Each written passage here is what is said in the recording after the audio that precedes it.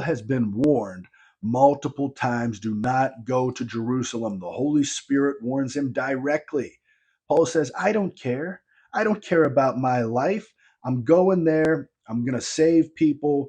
I want these Jews to hear this message. And he would not be persuaded not to stop. Well, once he gets there, what happens? They figure out it's him all along. He's been going against their customs, their traditions. This is what they think, anyways. And they arrest him in the temple and they beat him and they drag him around. Um, and so they're beating Paul. And then the leaders are coming out. They're trying to figure out what's going on, but there's so much shouting and yelling, they can't get the facts straight. So they bring him into the barracks, and the soldiers have to carry him because there's so much violence. It's so violent.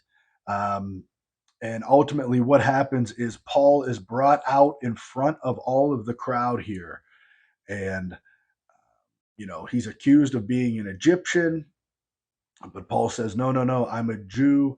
Please allow me to speak in front of my people. So that is where we are at, guys. We're going to pick it up in Hebrews, or no, not in Hebrews. We're going to pick it up in Acts 22. And here's the last verse of 21. And I'm going to get right into it, okay? And when he had given permission, Paul, standing on the steps, motioned with his hand to the people, and there was a great hush. And he addressed them in the Hebrew language, saying this, brothers and fathers, hear the defense. And when they heard that he was addressing them in the Hebrew language, they became even more quiet. And he said, I am a Jew, born in Tarsus, in Cilicia. Brothers and fathers, hear the defense that I now make before you. And when they heard that he was addressing them in the Hebrew language, they became even more quiet. And he said, I am a Jew, born in Tarsus, in Cilicia, but brought up in this city, educated at the feet of Gamaliel, according to the strict manner of the law of our fathers, being zealous for God, as all of you are this day. I persecuted this way to the death, binding and delivering to prison both men and women, as the high priest and the whole council of elders can bear me witness. From them I received letters to the brothers, and I journeyed towards Damascus to take those also who were there to bring them in bonds to Jerusalem to be punished. So real quick, Paul is letting them know right away, hey, I'm one of you guys. I'm a Jew. I grew up here. I learned under Gamaliel. We find out at one point, I can't remember if we already did, that Gamaliel was an incredible teacher of the Jewish law, a strict manner of law of the fathers, okay? And Paul says, I was zealous for God, and I persecuted the Christians to the point of death. I would bind them and deliver them to prison, men and women. Then I had to go to Damascus with other people who were going to continue to do this with me. And it says this, as I was on my way and drew near to Damascus, about noon, a great light from heaven suddenly shone around me. And I fell to the ground, and I heard a voice saying to me, Saul, Saul, why are you persecuting me? And I answered, who are you, Lord? And he said to me, I am Jesus of Nazareth, whom you are persecuting. Now those who were with me saw the light, but did not understand the voice of the one who was speaking to me. And I said, what shall I do, Lord? And the Lord said to me, rise and go into Damascus, and there you will be told all that is appointed for you to do. And since I could not see because of the brightness of that light, I was led by the hand by those who were with me, and I came into Damascus. And one Ananias, a devout man according to the law, well spoken of by all the Jews who lived there, came to me, and standing by me said to me, Brother Saul, receive your sight. And at that very hour I received my sight and saw him.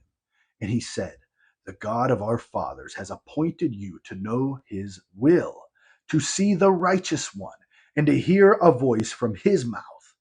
For you will be a witness for him to everyone of what you have seen and heard. And now, why do you wait? Rise and be baptized and wash away your sins, calling on his name." When I had returned to Jerusalem and was praying in the temple, I fell into a trance, and I saw him saying to me, "Make haste and get out of Jerusalem quickly, because they will not accept your testimony about me." And I said, "Lord, they themselves know that in one synagogue after another I imprisoned and beat those who believed in you. And when the blood of Stephen, your witness, was being shed, I myself was standing by and approving and watching over the garments of those who killed him." And he said to me, "Go, for I will send you far away to the Gentiles." So Paul is recapping exactly what has happened to him so far. And he's letting these Jewish people know he was just like them. He hated the Christians, he hated the way. It was uprooting their whole way of life. Their traditions were being destroyed. They thought Moses was being spoken down about, not understanding what Jesus has come to do. So Paul's laying it all out there for them. Now he says, "Up unto this word they listened to him, but then they raised their voices and said, 'Away with such a fellow from the earth, for he should not be allowed to live.' And as they were shouting and throwing off their cloaks and flinging dust into the air, the tribune ordered him to be brought into the barracks, saying that he should be by flogging examined by flogging to find out why they were shouting against him.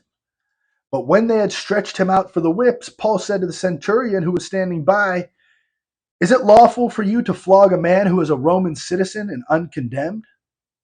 And when the centurion heard this, he went to the tribune and said to him, 'What are you about to do?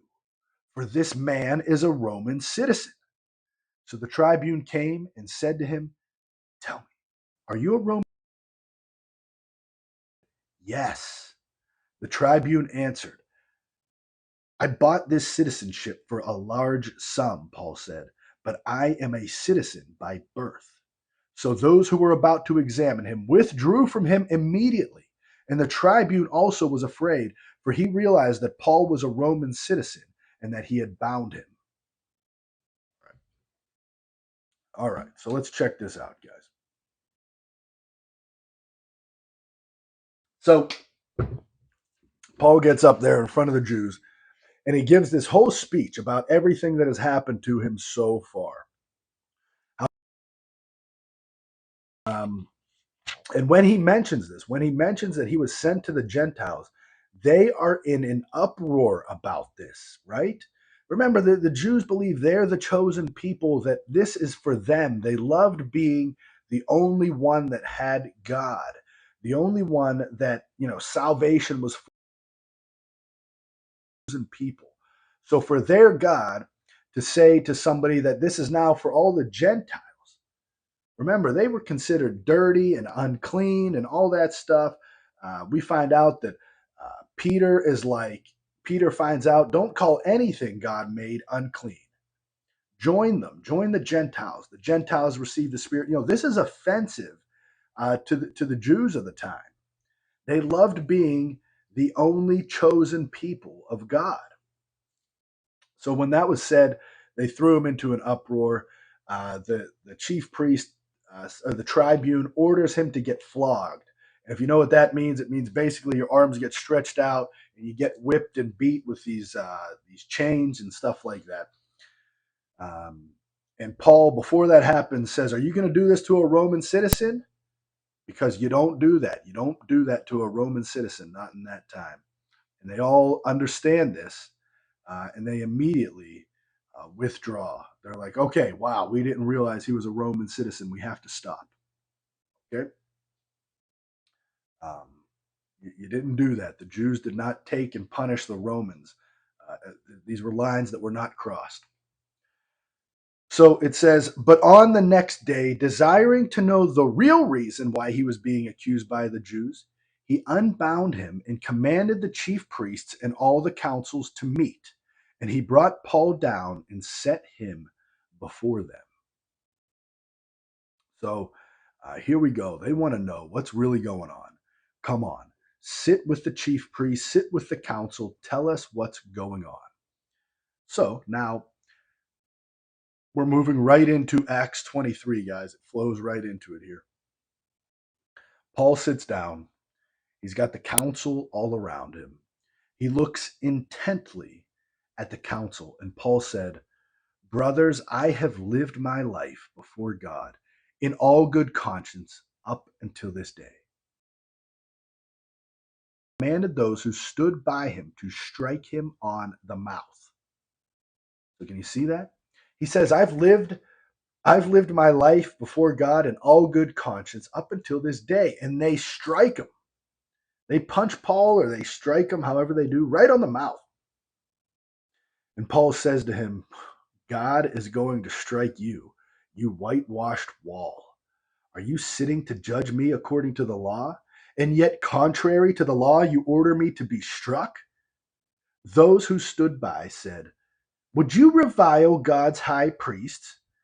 And Paul said, I did not know, brothers, that he was the high priest. For it is written, you shall not speak evil of a ruler of your people. Now, when Paul perceived that one part were Sadducees and the other Pharisees, he cried out in the now Paul perceived that one part were Sadducees and the other Pharisees, he cried out in the council, brothers, I am a Pharisee, a son of Pharisees. It is with respect to the hope in the resurrection of the dead that I am on trial. Dissension arose between the Pharisees and the Sadducees, and the assembly was divided. For the Sadducees say that there is no resurrection, nor angel, nor spirit, but the Pharisees acknowledge all of them. Then a great clamor arose, and some of the scribes of the Pharisees' party stood up and contended sharply. And they said, we find nothing wrong with this man. What if a spirit or an angel spoke to him? And when the dissension became violent, the tribune, afraid that Paul would be torn to pieces by them, commanded the soldiers to go down and take him away among them by force and bring him into the barracks. So do you see what's happening here, guys? Paul is pleading with these people. He's saying, I see Pharisees, I see Sadducees. I'm a Pharisee. Guys, I was raised by Pharisees. I am a Pharisee. We believe in the resurrection. We believe in angels and spirits, and that's all I'm talking to you about right now. I'm on trial because of the resurrection. And the Pharisees are convinced of this, and they say, look, there's no fault in this man. But the Sadducees say otherwise because they don't believe in the resurrection. And then there's a dissension, and it gets violent. And so they take Paul by force back into the barracks. It says this. The following night, the Lord stood by Paul and said, quote, take courage, for as you have testified to the facts about me in Jerusalem, so you must also testify in Rome. Now, when it was day, the Jews made a plot and bound themselves by an oath, neither to eat nor drink until they had killed Paul. There were more than 40 who made this conspiracy. Now they went to the chief priests and the elders and said, quote, we have strictly bound ourselves by an oath to taste no food until we have killed Paul. Now, therefore, you, along with the council, give notice to the tribune to bring him down to you, as though you were going to determine his case more exactly. We are ready to kill him before he comes near. So a conspiracy formed, guys. At least 40 of these men came together. Let's kill him. Here, look, we'll tell the tribune that he needs a closer examination of Paul. So you're going to bring him down to you. And as you do that, we're going to go in there and we're going to kill Paul. Now, the son of Paul's sister heard about this. So he goes and he runs through the prison and into the barracks and he tells Paul. And Paul called one of the centurions and he says, "Take this young man to the tribune. He has something to tell them." So can you imagine this, guys? Can you imagine this? Paul's sister, so Paul's nephew, overhears the plot from the Jews to kill him. And he runs and he tells Paul down in the barracks, "They're coming to kill you." Paul says, "Go to the tribune. Tell them." So this guy takes him, brings him to the tribune, and says, "Paul the prisoner called me and asked to bring this young man to you, as he has something to say to you." Now the tribune took him by the hand, and going aside, asked him privately, "What is it that you have to tell me?" And he said, "The Jews have agreed to ask you to bring Paul down to the council tomorrow, as though they were going to inquire somewhat more closely about him. But do not be persuaded by them, for more than 40 of their men are lying in ambush for him, who have bound themselves by an oath neither to eat nor drink until they have killed him. And now they are ready, waiting for your consent." So the tribune dismissed the young man, charging him, "Tell no one these things." So do you see how the plot is thickening, guys? The plot is thickening. 40 men conspire. They say, "Listen, we're going to tell them to come examine Paul closer in these quarters. And when Paul is making the transition from these quarters to those quarters, we're going to kill him." But Paul's nephew, his sister's son, Paul's nephew hears of this. And thank God he jumps into action. He runs through the barracks. He tells Paul. Paul tells the centurion. They take him to the tribune. His little nephew, however old he is, tells the tribune exactly what's going to happen. And they say, "Okay, thank you for telling us. Now get out of here and don't say a word to anybody." Right?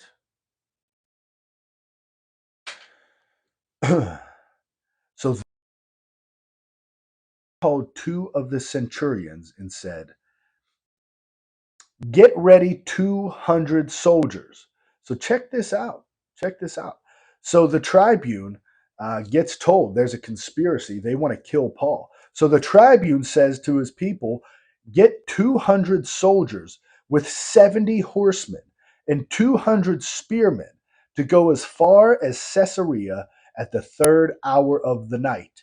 Also, provide mounts for Paul to ride and bring him safely to Felix the governor." And he wrote a letter to this effect. So, um,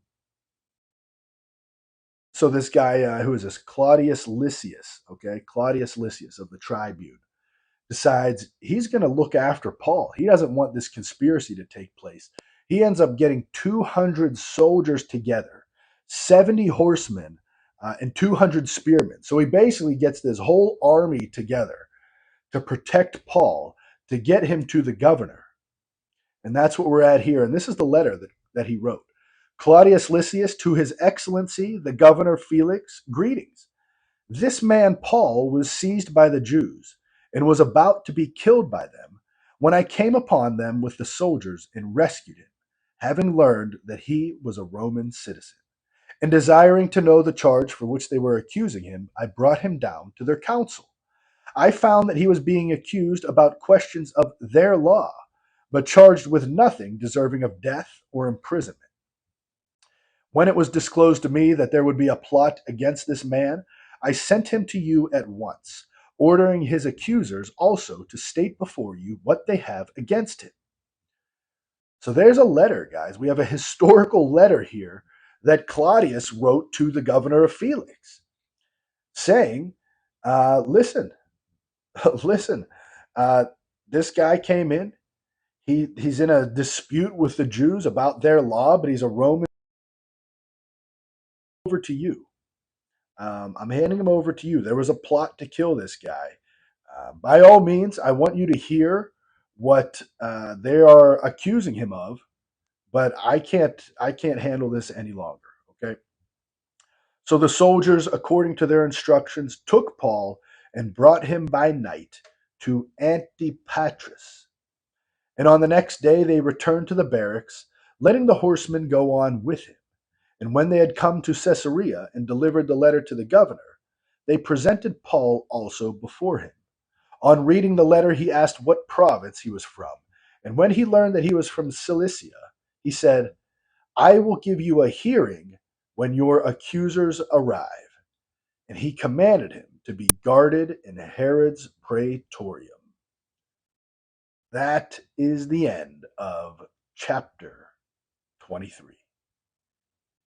That wraps it right there, guys. That's the end of chapter 23. Now we've got a lot of stuff going on here. Paul stands up in front of all the Jews, gives his story. It wasn't what they wanted to hear, especially when he mentions the Gentiles. All the non-Jews, basically.